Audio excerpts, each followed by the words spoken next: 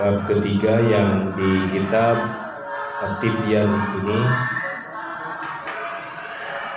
diberi judul Ikrami Ahlil Quran, fi Ikrami Ahlil Quran, memuliakan ahli Quran.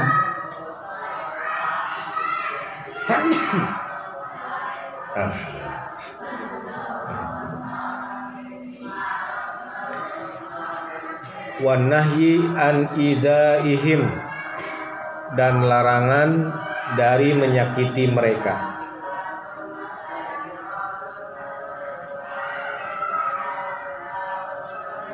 Jadi bab ketiga menjelaskan tentang keharusan kita untuk memuliakan ahli Quran dan larangan dari menyakiti mereka. Mereka di sini maksudnya larangan menyakiti ahli Quran. Ini berlaku kepada siapapun orangnya,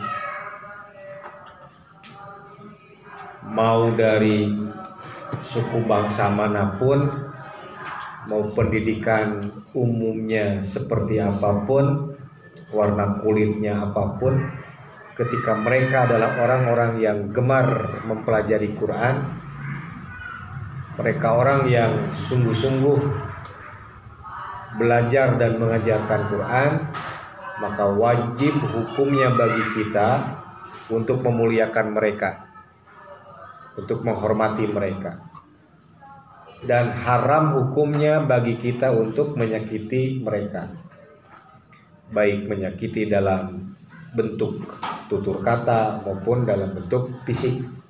Haram hukumnya, siapapun mereka, mau dia orang mana, mau warna kulitnya apa, mau mazhab fikihnya apa. Ahli di sini berarti orang yang gemar belajar Quran, orang yang mempelajari Quran dan yang mengajarkan Quran, maka wajib bagi kita untuk memuliakan mereka, untuk menghormati mereka, dan haram menyakiti para ulama. Tidak boleh menyakiti ulama. Kalau ada perbedaan pendapat dalam urusan fikih, tidak boleh jadi alasan untuk menyakiti mereka. Tadi menyakiti bisa dalam bentuk menghina, mencaci, memfitnah, mengadu domba satu ulama dengan ulama lain, menjelek-jelekan. Itu haram hukumnya ya. Wajib hukumnya memuliakan. Ini bab yang ketiga di kitab At-Tibyan ini. Kita lihat sekarang dalil-dalil yang dipergunakan atau yang dipakai oleh mu'alif. Artinya yang mu'alif itu orang yang nyusun kitab ini, yaitu Imam An-Nawawi. Yang pertama bisa dilihat di surat Al-Hajj. Kita baca langsung Al-Hajj ayat 32. Qala lahu azza wa jalla, Allah azza wa jalla berfirman, A'udzu billahi minasyaitonir rajim, wa may yu'addim Allahi fa innaha min taqwal qulub. Di tanda baca pakai sakal, wa may yu'addim sya'airallahi, dan barang siapa yang mengagungkan sya'airallahi, syiar Allah, apapun yang menjadi sebab agama Allah jadi tersampaikan dengan baik, apapun bentuk wujud dari penyampaian adanya agama Allah, maka disebut syiar. Syiar itu sesuatu yang bisa membuat orang jadi takjub. Syiar, dari kata syiar nanti muncul kata syair. Syair itu kalimat-kalimat yang membuat orang jadi takjub. Maka siapapun orangnya yang mengajarkan kita tentang Al-Quran, siapapun orang maka itu termasuk bagian dari syiar Allah. Maka kata Allah, barang siapa yang mengagungkan syiar-syiar Allah, fa innaha min taqwal qulub, maka sesungguhnya itu adalah ulama, orang yang menghargai ulama, orang yang menghormati guru-guru, maka itu termasuk ciri orang yang hatinya bertakwa kepada Allah. Gitu. Cirinya itu. Nah, ini menjadi ilmu bagi kita semua. Tanda orang berilmu itu adalah orang yang berakhlak baik. Dan di ilmu itu kita mesti berakhlak baik terhadap guru. Maka walaupun akrab kita dengan guru, tetap kesopan santunan harus berlaku. Tetap akhlak harus berlaku. Di perasaan mereka dengan cara apapun. Sekalipun tadi kita udah ngerasa dekat dan akrab. Ya. Sampai kalau orang tua kita dulu mengajarkan kita sikap kepada guru itu melebihi sikap kepada orang tua sendiri. Kalau guru lewat itu dulu kalau lagi di pesantren, kalau guru keluar dari masjid itu santri-santri itu menunggu sampai si guru itu duluan. Kenapa? Karena takut sampai harus mendahului melewati ketika di depan tua. Ada orang tua yang berjalan di depan Ali bin Abi Thalib, dan waktu itu sinar matahari lagi panas-panasnya. Dari tubuh si orang tua itu ada bayangan keluar dari tubuh orang tua itu, bayangan biasa. Karena tersorot matahari pasti didahului, berjalan mendahului orang tua tadi. Apa kata Ali bin Abi Thalib? Aku takut menginjak bayangan dari si orang tua itu. Bayangan, menginjak bayangannya aja itu Ali bin Abi Thalib sangat sungkan, tidak berani, apalagi sampai menyakiti hati guru, menyakiti hati orang tua, menyakiti, menghina, mencaci, apalagi memfitnah, apalagi menjelek-jelekan, baik menjelekkan kekurangan yang ada di fisiknya atau yang ada di ilmunya. Ini jadi kalau ada pertanyaan apa tanda apa hatinya bertakwa itu, itu orang yang mengagungkan syiar Allah, dan diantara yang diagungkan itu adalah orang-orang ahli Quran. Ahli Quran itu termasuk bagian dari syiar Allah. Kemudian ayat yang berikutnya, wa qala Allahu ta'ala wa may yu'azzim hurumatillahi, dan barang siapa yang mengagungkan, wa may yu'azzim hurumatillahi, dan barang siapa yang mengagungkan apa yang terhormat di sisi Allah. Hurumat itu mengagungkan apa yang terhormat di sisi Allah. Fahuwa khairul lahu inda rabbih, fahuwa maka itu khairun lebih baik lahu baginya, inda rabbih di sisi Robnya. Wa may yu'addim hurumat, dan barang siapa yang mengagungkan apa yang terhormat di sisi Allah, bahwa khairlahu inda rabbih, maka itu baik baginya di sisi Robnya. Nah, ini apa maknanya nih? Sebaik apa yang seharusnya dihormati maka ilmu kita, ibadah kita ke Allah itu belum baik namanya. Kebaikan itu tandanya apa? Kebaikan itu tandanya adalah di saat kita bisa menghormati apa-apa yang Allah perintahkan untuk kita hormati. Dan di antara yang Allah perintahkan untuk kita hormati yaitu ahli Quran. Sehingga sangat mudah sebenarnya bagi kita.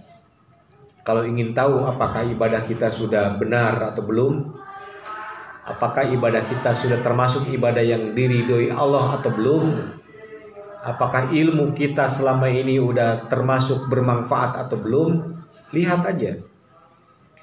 Karena ibadah yang baik, ilmu yang bermanfaat itu akan menghasilkan akhlak yang baik.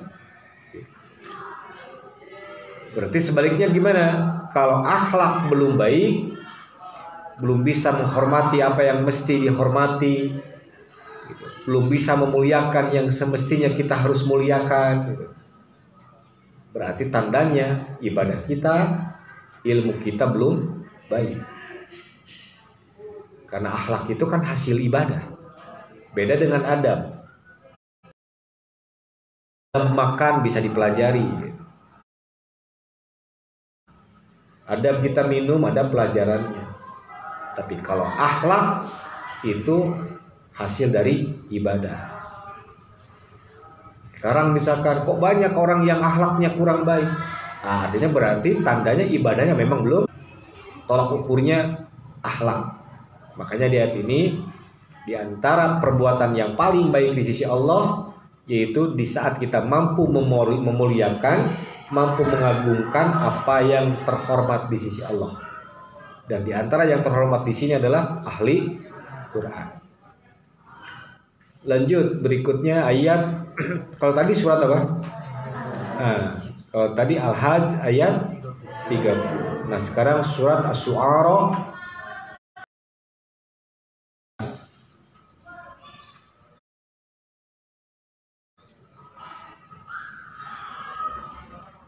Allah berfirman,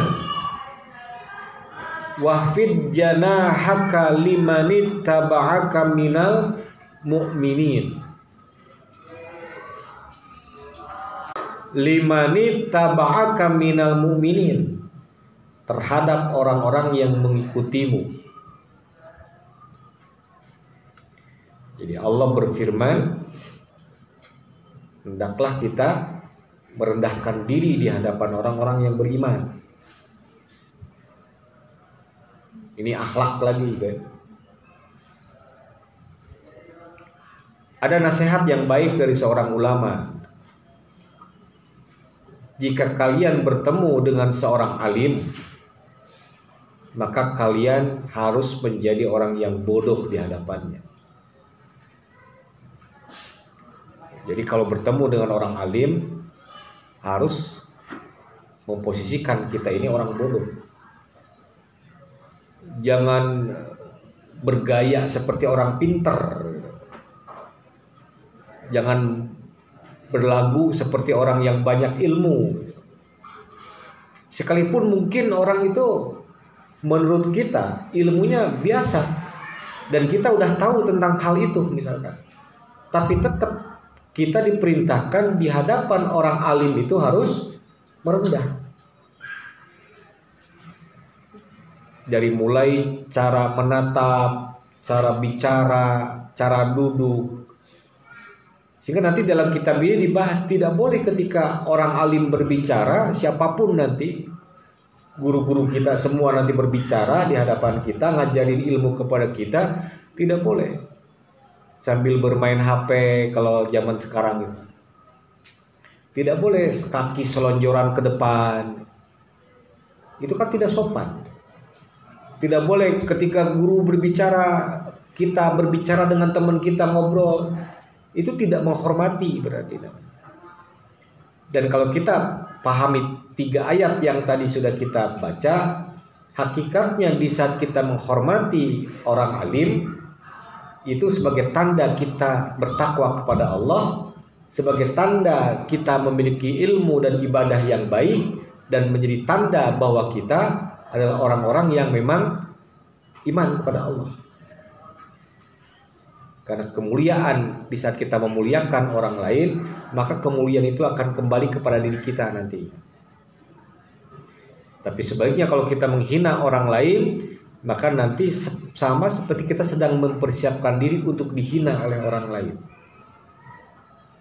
Kalau ingin dihormati oleh orang lain, hormati orang lain oleh kita. Sebagaimana kita pun ingin dihormati. Tapi kalau kita dengan mudah menghina, dengan mudah mencaci, berprasangka buruk, siap-siap aja kita dihina, dicaci, dan disangka buruk oleh orang lain. Karena yang namanya kehidupan itu seperti itu. Tidak mungkin ada asap kecuali pasti ada api gitu. Makanya jangan nyalahin asap, tapi introspeksi ke diri gitu. Nah, di ayat tadi Allah berfirman, hendaklah kita merendahkan diri di hadapan orang beriman. Jangan sombong. Kemudian waqala ta'ala, dan di ayat yang lain Allah Ta'ala berfirman, ini di surat yang keempat, surat Al-Ahzab. Surat Al-Ahzab ayat 58. Wa qala ta'ala walladzina yuduna mu'minina wal mu'minati bighairi maktasabu faqadih tamalu buhtanan wa ismam mubina. Walladzina yuduna, dan orang-orang yang mereka menyakiti, orang-orang yang menyakiti al-mu'minin, orang-orang yang beriman, wal mu'minat, dan menyakiti perempuan-perempuan yang beriman, bighairi maktasabu, tanpa kesalahan yang mereka perbuat. Berarti memfitnah namanya kalau bahasa kita.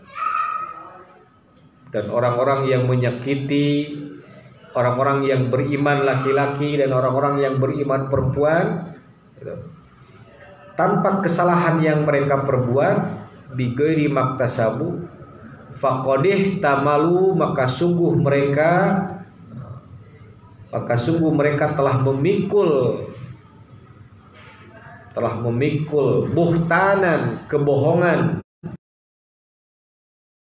wa isma mubina, dan dosa yang nyata. Buhtan itu kebohongan. Nah, ini ilmu tambahan bagi kita. Kalau dalam kehidupan masyarakat, seseorang yang tidak melakukan kesalahan, maka disebut apa biasanya? Fitnah. Nah, kalau dalam bahasa agama ini, itu namanya bukan fitnah, tapi sebutannya buhtan. Apa buhtan itu? Menuding seseorang melakukan keburukan padahal tidak. Kalau bahasa kita apa? Fitnah. Kalau bahasa Al-Quran, bahasa Sunnah, itu buhtan namanya. Tapi buhtan. Kalau ada orang nanti bertanya, apa itu buhtan? Menuduh seseorang melakukan keburukan padahal dia tidak melakukan itu. Karena kalau kalian nanti mempelajari makna fitnah dalam Al-Quran, itu tidak ada satupun kalimat fitnah menunjukkan pada berita bohong, tidak ada dalam Quran Sunnah itu. Dalam Quran bisa aja fitnah itu diartikan menyekutukan Allah, kayak kalimat al-fitnatu asyaddu minal qatli. Apa artinya tuh? Al-fitnatu asyaddu minal qatli. Fitnah itu dosanya lebih besar dari membunuh. Nah, fitnah di sana maknanya apa? Bukan berdusta, bukan menuduh orang melakukan kesalahan, bukan. Tapi di sana makna fitnah itu menyekutukan Allah. Allah lebih besar daripada membunuh gitu. Bukan fitnah diartikan menuduh orang gitu. Jangan salah. Terus dalam bahasa Al-Quran fitnah juga bisa diartikan musuh. Ada ayat yang berbunyi, Allah berfirman, inna min azwajikum wa auladukum fitnah. Atau dalam ayat yang lain, kalau di sana fitnah di sana artinya apa? Inna min azwajikum wa auladukum fitnah. Sesungguhnya istrimu dan anakmu itu adalah ujian gitu. Fitnah di sana artinya adalah ujian. Jadi bisa fitnah dalam artian ujian. Bisa juga fitnah dalam artian musuh. Allah berfirman sesungguhnya anak istrimu bisa jadi musuh bagimu. Fahdaru, maka hati-hati kamu, kata Allah. Bisa juga fitnah dalam kayak bencana tuh. Apabila Allah menurunkan musibah pada satu tempat atau siksa pada satu tempat, itu kan yang terkena resikonya itu tidak hanya orang yang berbuat dosa aja. Semua yang ada di tempat itu akan merasakan akibatnya. Orang soleh, orang taat itu akan kena merasakan akibatnya juga. Padahal mungkin yang melakukan dosanya seorang. Kayak seperti begini. Orang naik perahu, kemudian ada seseorang yang membuat lubang di perahu itu di bawah, dan semua orang yang ada di kapal itu membiarkan. Siapa yang tenggelam? Semuanya, kayak gitu. Fitnah dalam bahasa Quran bisa diartikan menyekutukan Allah, bisa juga dalam arti fitnah, bisa apa ujian, bisa juga dalam arti musuh, bisa juga dalam arti azab. Berarti kalau yang benar fitnah dalam bahasa agama apa itu? Kalau menuduh orang berbuat palsu tentang dia, kita adu domba, kita melakukan dosa yang sangat besar. Hati-hati itu. Jadi 4 ayat ini menegaskan kepada kita wajibnya kita memuliakan ahli Quran dan haram hukumnya menyakiti mereka. Jelas kan ya? Kemudian satu hadis yang di bawah, ada satu hadis untuk melengkapi. Ini ada beberapa hadis sebenarnya kan. Tapi malam hari ini kita baca di hadis yang ini aja. Wa an Abi Musa al-Asy'ari radhiyallahu anhu qala mana? Wa fil babi itu ya. Wa fil babi hadisun Ubay wa fil babi hadisun Abi Mas'udin al-Ansari. Abi Mas'ud al-Ansari, bab tentang memuliakan ahli Quran dan larangan menyakiti ahli Quran. Itu ada hadis dari Ibnu Mas'ud al-Ansari dan hadis dari Ibnu Abbas, dan ada hadis di Ibnu Abbas. Al-mutaqaddimani fi babusani, yang sudah dibahas di bab yang kedua. Nah, itu berarti itu tuh. Masih ingat kan? Ya umu qauma qrohul kitabillahi ta'ala itu. Jadi hadis-hadis di bab ketiga ini juga sama menggunakan hadis yang ada di bab kedua, yaitu hadis dari Ibnu Mas'ud dan hadis ghairi ghali fihi wal jafi anhu wa ikrama dhi sultanil muqsit wa ikrama dhi sultanil muqsit. Rawahu Abu Daud wa huwa hadisun hasanin. Wa an Abi Musa al-Asy'ari radhiyallahu anhu qala, dan dari Abi Musa al-Asy'ari radhiyallahu an dia berkata, qala Rasulullah sallallahu. Jadi tadi bagaimana kata Rasulullah? Sesungguhnya termasuk dari memuliakan Allah Ta'ala itu adalah memuliakan orang tua muslim dan penghafal Quran yang tidak berlebihan dan tidak juga yang tidak berlebihan,